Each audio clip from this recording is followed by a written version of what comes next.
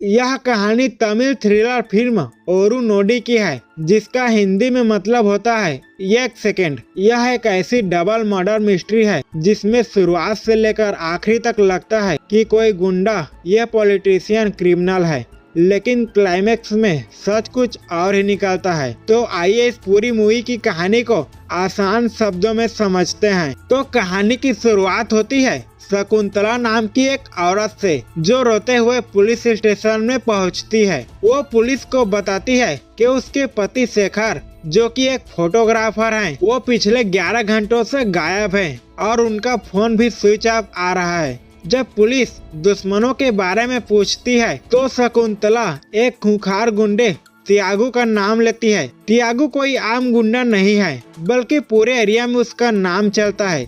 एक कांस्टेबल कहता है, अगर उसके पास आपके पति गए थे तो आप उसे भूल ही जाओ, क्योंकि उसका कोई कुछ बिगाड़ नहीं सकता। तभी एंट्री होती है हमारे हीरो पुलिस इंस्पेक्टर पार्थी की। पार्थी साहब कहता है, गुंडा चाहे कितना भी बड़ा हो, अगर उसने कानून तोड़ा है तो उसे सजा जरूर मिलेगी। तभी कांस्टेबल बोलता है, वो आदमी बहुत खतरनाक है सर, दूसरों की जमीन हड़प लेता है। वो ऐसे लोगों की जमीन हड़प लेता है जो उसका कुछ भी बिगाड़ नहीं सकते। उसके पास पैसा है, पावर है और कई पॉलिटिशियन का सपोर्ट भी है।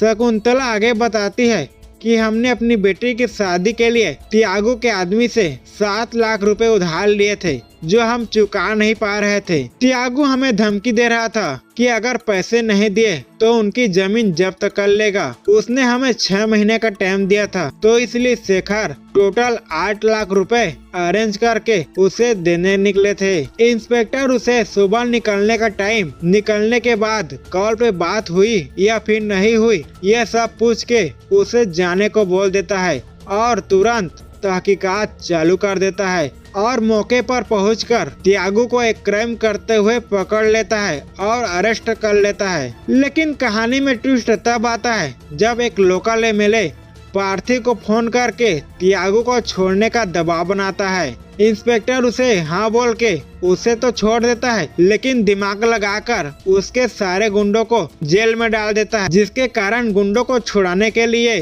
त्यागू को मजबूरी में पुलिस स्टेशन आना ही पड़ता है। तहकीकात करने पर पार्थी को एमएलए के हरकतों के बारे में पता चलता है। दरअसल शेखर का 7 लाख का कर्ज अब ब्याज मिलाकर 8 लाख रुपए का हो चुका है। एमएलए शेखर की जमीन को हथियाना चाहता था, इसलिए उसने त्यागू से कहा था कि कुछ भी हो जाए, शेखर के पास पैसों का इंतजाम नहीं होना चाहिए, वो कर्ज न चुकाने पाए। लेकिन शेखर ने बैंक से 7.5 लाख रुपए का इंतजाम कर लिया था और बाकी का 50,000 रुपए अपने दोस्त से लेने निकला था। लेकिन उसके बाद वो अचानक से गायब हो गया। पार्थी को पूरा शक एमएलए पर होता है। जब पार्थी उस जगह पहुंचता है जहां शेखर आखिरी बार दिखा था, तो वहां शेखर के धूल से सनी हुई स्कूटी मिलती है, जिससे साफ पता चल रहा था कि वो 2 दिन से वहीं खड़ी थी। पार्थी को पता चलता है कि शेखर ने वहां चाय पी थी और पास की नाई की दुकान में वहां का नाई यानी बार्बर रघु बताता है कि शेखर बहुत जल्दी में था और किसी आदमी के कॉल आने के बाद एक कार में बैठकर वहां से चला गया। इस बीच पुलिस को शेखर का मोबाइल मिलता है, जो त्यागू के भाई भास्कर के पास था। पार्थी जब उसे 3rd डिग्री देता है तो वह बताता है कि मुझे यह फोन त्यागू भाई के अड्डे पर मिला था, मैंने सिम निकाल कर फेंक दिया और मोबाइल अपने पास रख लिया। पार्थी समझ जाता है कि असली कातिल कोई और है। अभी शेखर का केस चल ही रहा होता है कि कहानी में एक नया और दर्दनाक ट्विस्ट आता है। मदुरई में एक बेहद शरीफ और पढ़ी लिखी लड़की पार्वती नाम की एक लड़की का गला घोटकर कत्ल कर दिया जाता है। एक रात पहले ही उसके माता पिता ने उसकी मिसिंग कंप्लेंट की थी। इन्वेस्टिगेशन में पता चलता है कि मौत के दिन पार्वती की स्कूटी खराब हुई थी और वो एक ऑटो से घर लौट रही थी।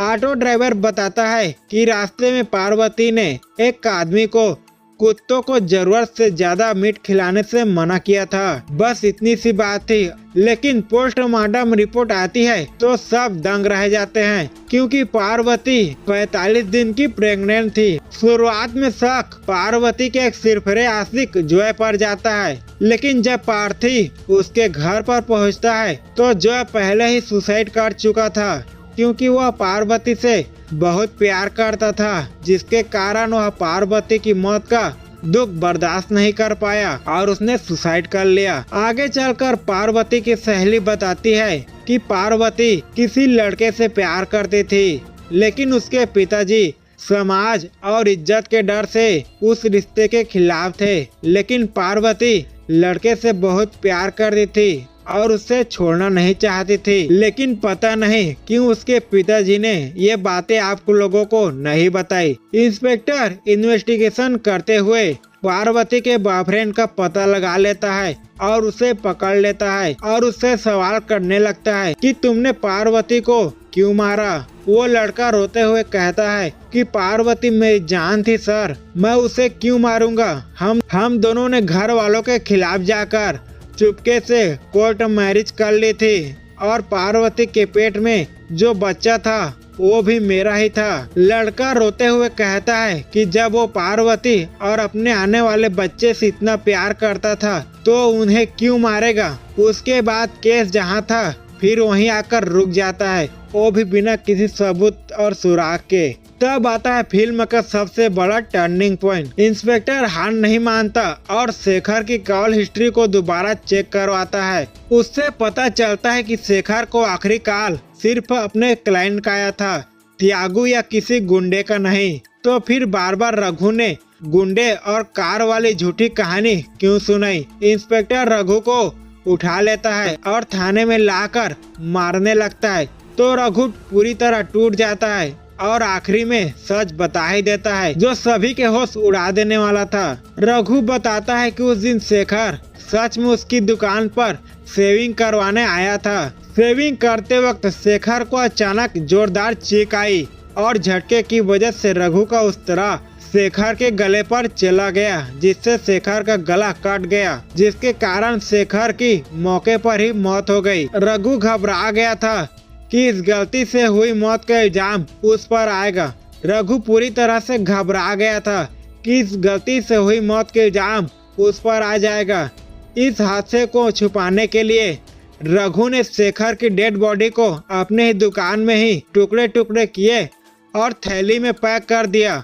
रात के अंधेरे में वो उन टुकड़ों को आवारा कुत्तों को खिला रहा था, लेकिन बदकिस्मती से ये वही वक्त था जब पार्वती वहां से गुजर रही थी और उसने रघु को बचे हुए शरीर के अंगों को जमीन में दफनाते हुए देख लिया। अपनी चोरी पकड़े जाने के डर से रघु ने पार्वती को दबोचा और उसके ही बैग से पॉलिथीन निकालकर उसका गला घोट दिया। रघु रोता है और कहता है कि शेखर का कत्ल एक हादसा था, लेकिन पार्वती को उसने अपनी गलती को छुपाने के लिए मजबूरी में मारा। इंस्पेक्टर उससे कहता है अगर पहली बार ही सच बता देता तो शायद कानून रहम करता, लेकिन इस मर्डर के बाद अब तुम्हारा बचना बिल्कुल भी नामुमकिन है। रघु दोनों परिवारों से माफी मांगता है और जेल भेज दिया जाता है। इस तरह इंस्पेक्टर पार्थी अपनी सूझबूझ से इस डबल मर्डर मिस्ट्री को सॉल्व कर लेता है।